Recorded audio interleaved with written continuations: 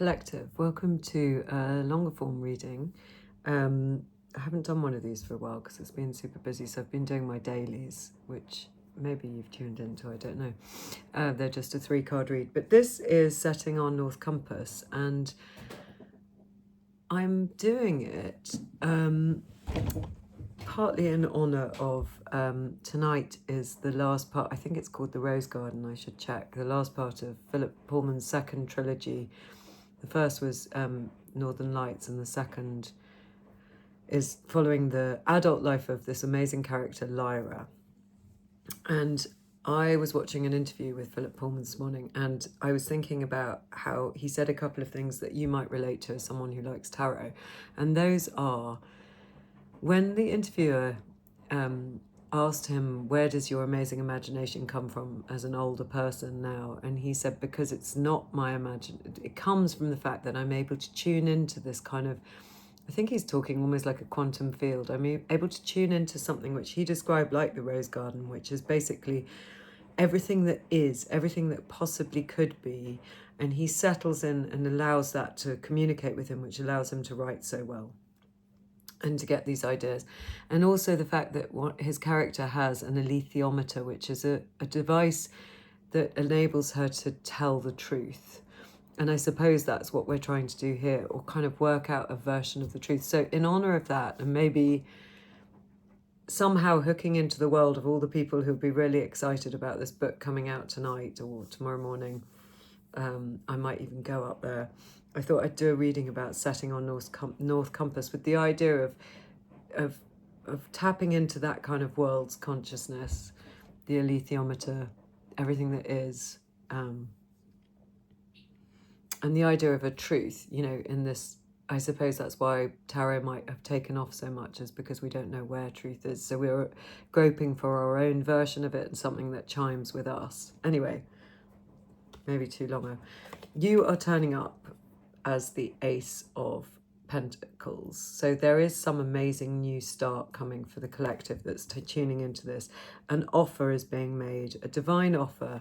So in these Pamela Coleman Smith, we can see this beautiful hand coming with this beautiful chance to grow something that's going to need to be nurtured properly in the ground, watered, fed, looked after, but it could grow as mighty as an oak.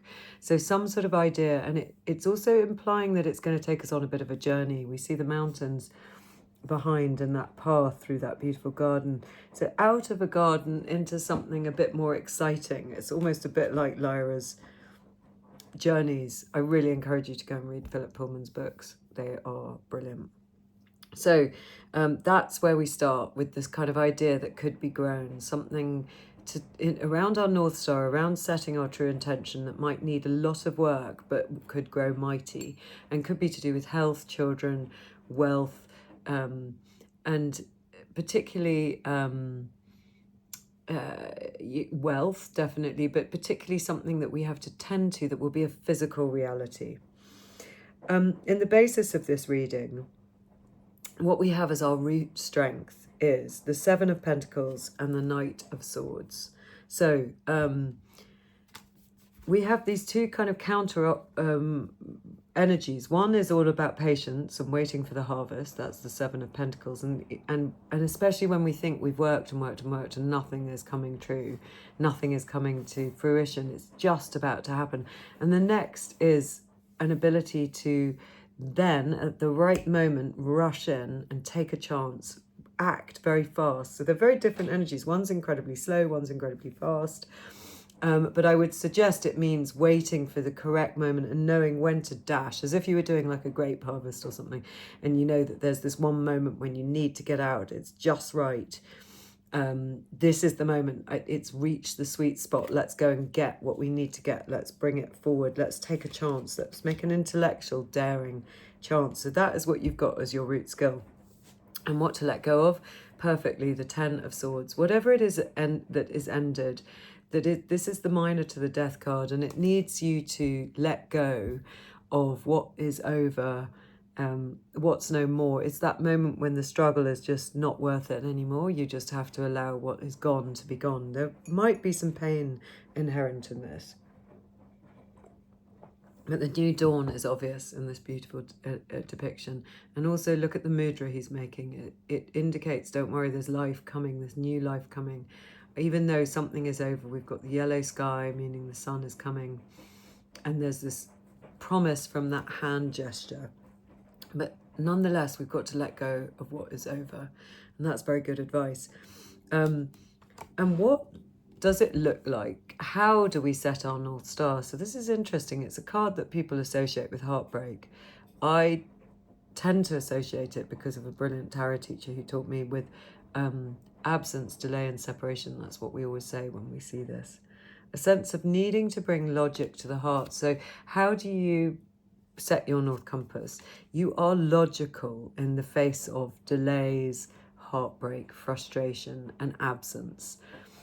You bring some real logic to that heart and you think, how can I build despite what feels quite a lot of frustration, absence, sadness, whatever it is.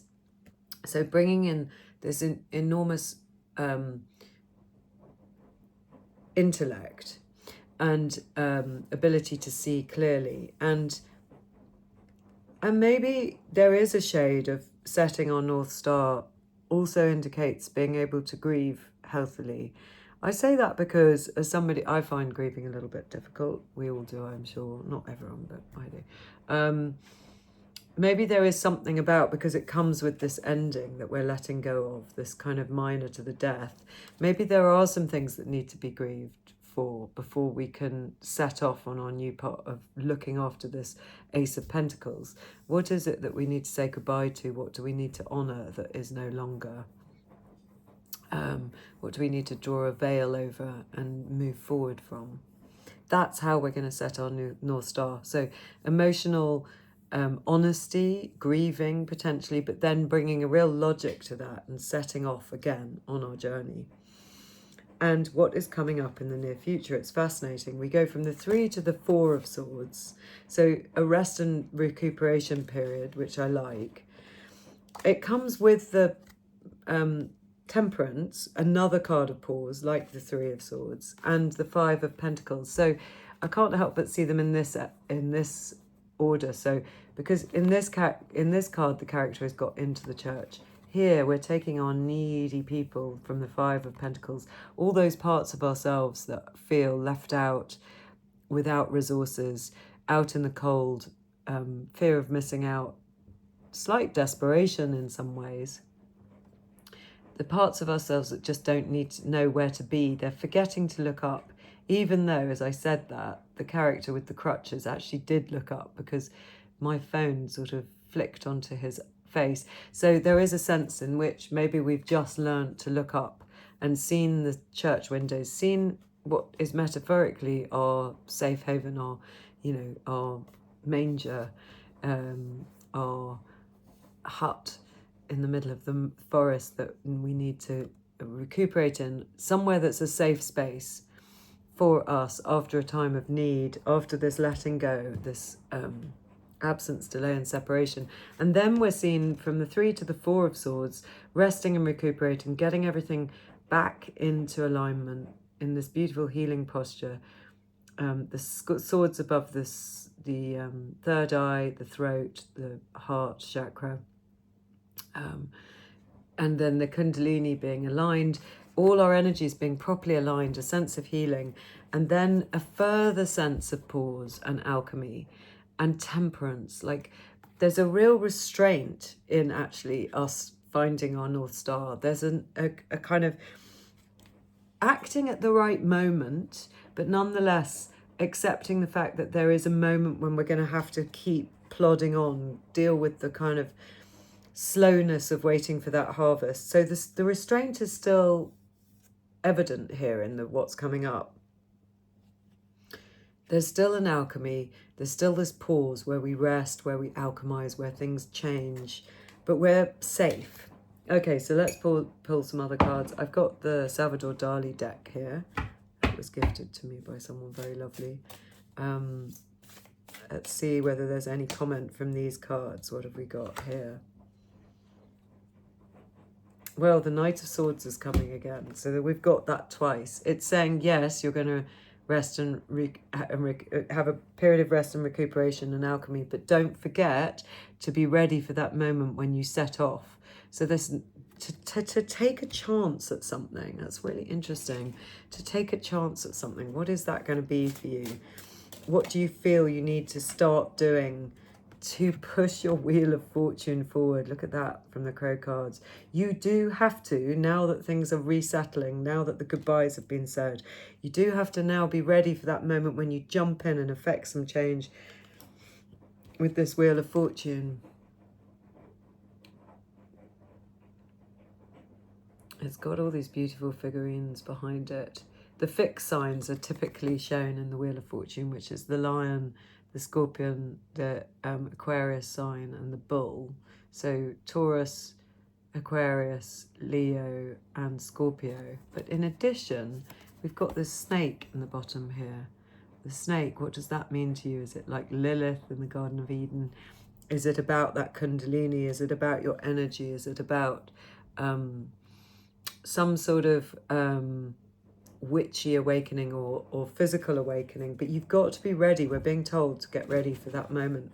Right, I'm going to pull you a lovely oracle card. These are called the Lantern Oracle. Oh, you've got 2 or 3. So we've got here misalignment, trusting trickiness, tricksters, and home. Right, I'm going to read the little thing that comes on each of them here. Misalignment.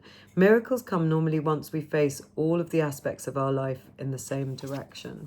So you're misaligned when you don't face in the right direction, when you might be grieving still. So this period of rest is about getting everything put in the right direction.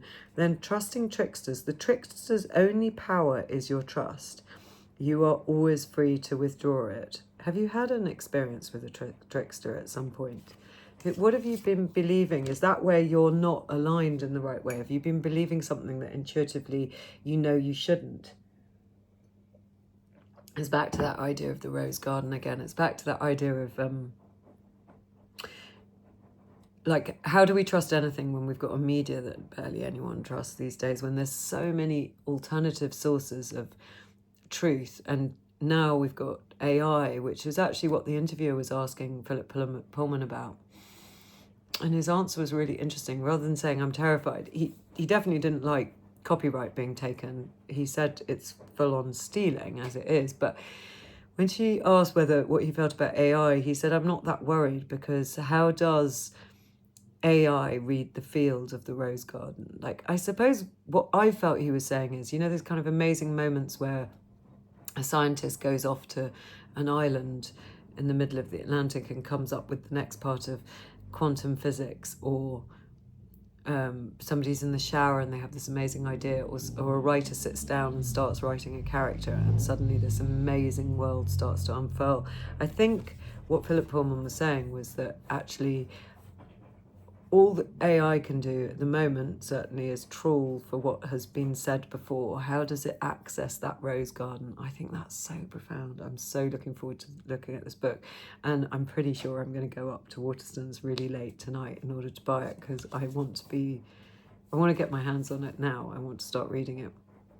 So it probably won't be open till midnight. Anyway, I'm going to do a few of these first.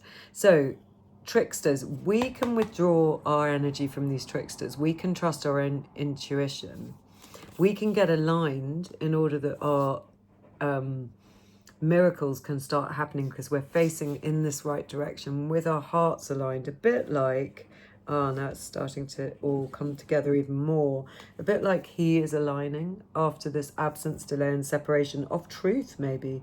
Maybe that's what we're talking about. We've accepted, in setting our North Star, what we've accepted is truth is really difficult to get to. There's an absence, delay, and separation from the obvious truth, that we have to start bringing logic, but maybe also start allowing these ideas to come to us from not just our thoughts, but opening those thoughts up to this idea of this field of truth. And I guess we tune into the part of the truth, the sort of emotional resonance to it that we want. The other thing that he was talking a lot about in this interview was, well, not a lot about, but he touched on, was how the idea in his first, in his books, people have demons. They have an animal, which is their soul. in a way, made into an animal form, and we all have that. So is that a guardian angel? Is that our guide? Is that something that we can think about relating to? And then the final oracle card here is, may your body beware a harmonious balance of love, strength, light and pleasure lives. That's so beautiful. And that brings us back to this you as the Ace of Pentacles, in this idea of bringing about your North Star, because this person here is in great Ace of Pentacles territory, because she is at a place that is well looked after, well tended to, in great health. So once again, home, may your body beware a harmonious balance of love, strength, light and pleasure lives. That's what we're trying to get towards by aligning to some sort of truth. I'm going to also pull us a card from these beautiful Tarot of Colours by Waite, whose exhibit just came off from the Tate Britain. She was a surrealist English artist, and she delved into lots of this kind of meaning making through her art. She allowed things to come in a different kind of way. She was a very spiritual, wow. And as I say that, the Hangman, the spirit of the mighty waters, that's beautiful. It's exactly what I was talking about. So the Hangman is traditionally about us allowing ourselves to see things from a different perspective, hanging there like Odin and paying a coin, and getting enlightenment, because we're able to see things completely from another way. And then as an artist, Aitel Calhoun, some of her processes were things like, you know, putting ink and splodging it and then allowing a shape to come from it, or allowing candles, this wasn't all her art, but allowing candle soot to make the beginning of a painting, and cooperating with what is there. That's a bit like what Philip Pullman's talking about, this cooperating with what is there, tapping into the field, this rose garden. I hope I'm getting the meaning of it right. And here, that's exactly what the Aitel Calhoun cards want us to think about, is the Hanged Man, and the little thing underneath it, the spirit of the mighty waters. The mighty waters being this kind of mighty field, this emotional field that we can tap into. What do you see there? I can see her signature, maybe, or it looks a bit like Pixie Coleman Smith's signature, and these kind of anebas. It's almost like, you know, that when you close your eyes and you open your eyes in a certain light and you see all those little dots, it always feels as if you're seeing into another field of reality. How amazing. Have we got one more card that wants to come out? Let's see if the Blessed Be oracles, just because this is what I've got here, want to say anything. And this is, let's have a look. I don't know these so well. It's just whatever is around me at the moment. Is there anything else to be added to this reading? One card. A blessing of protection. Oh, that's so lovely. And I'm going to read the book with these because they don't have anything else written on them. But for me, that feels like we're protected when we hook into this truth, because we feel safer under those circumstances, don't we? When we know a little bit where we are. So 23, a blessing of protection. A blessing to shield and safeguard you against harsh circumstances, people, weather. May the blessing of an ancient sword be yours. Ooh, like we've got two of him. This the Knight of Swords, held high and shining, subduing all who may, through intent or simple destructive force, do you harm. May a great shield be held above you, so that when arrows rain down on you, they may glance off, leaving you untouched, unharmed, but with the great, glad, fierce joy of life given again to you. May the protection of the land beneath you be yours, so that your feet are firm on the good earth, and all good food rises and finds its way to your table again and again. May your home, your creatures, your children, and all who dwell within your walls be sheltered and encircled with the ring of bright flame by the goddess, and let nothing that could harm you pass. And if you leave your home, let the path you walk be starred with blessings, so that each touch of the earth upon your feet is gentle and safe and certain. May the rowan tree grow strong above you, and beneath her branches may there be protection, with those gentle leaves coming come the blessing of kindness, tolerance, acceptance, and the embrace of nature and her medicine within you. May the cloak of the goddess be about you, keeping you warm and safe, shielded and sheltered, hidden from those that would do you harm, comforted and encouraged to keep going. For beneath her shield, with her sword held high within the circle of blue flame, and with her blessings upon your path, you are protected and blessed. And from this you must know how precious and beloved you are to her. Blessed be. I think that's so beautiful because it talks about the blessing of your home and then when you leave your home. And we've got the card for the home right at the end of the other two oracle cards. So where they were talking about you need to get yourself out of misalignment, stop trusting the tricksters. It's about finding a kind of home inside ourselves by being able to trust our own inner guidance. Maybe this whole reading is about actually realizing, whoever's watching, that you do have that ability, that even if it's felt very confusing and as if there's an end to an external validation, maybe what we're talking about now is that you are becoming clearer about what your truth is by not listening to the tricksters, by becoming aligned with what you care about, by thinking about those blessings, by thinking about working with your ancestors, your guides. That's what brings you to a safe home, a home which can be everywhere. And it's kind of in this field of truth, the one that you choose to tune into, the content that you want internally to orientate yourself to. Everything is possible, and you need to be in charge of what you're bringing through now and thinking about your own intuition and that field and how you tap into it. I hope that makes sense. See you again.